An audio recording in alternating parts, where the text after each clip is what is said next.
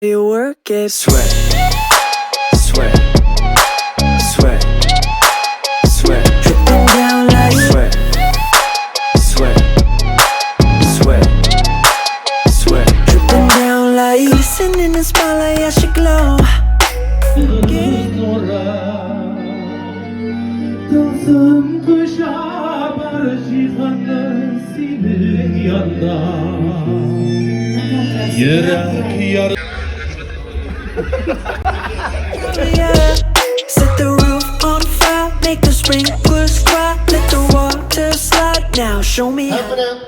Mene benim ko'nglim komil.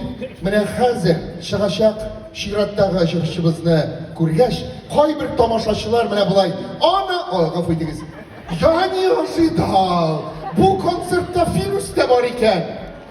Dostlar, qarshi oling'iz sahna dasturida To'dar shiri sahnasida Tataristonning otqazangan artisti oltin tovushi Filus Qohirov.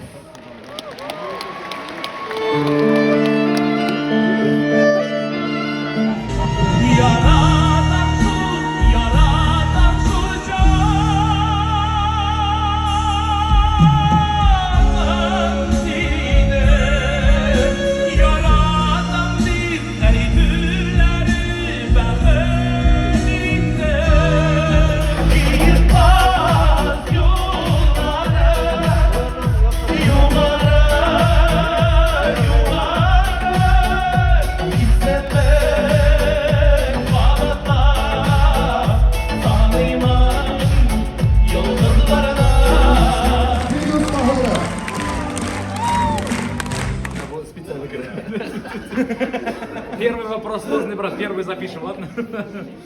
Филус Qohirov, Артур Хасанов, әлгі мезгілде менің yanımda. Sizin ortağınızga şişek jitmeydi endi.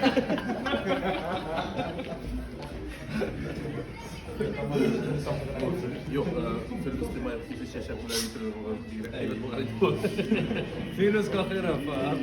Worship, show me how you work it. Sweat,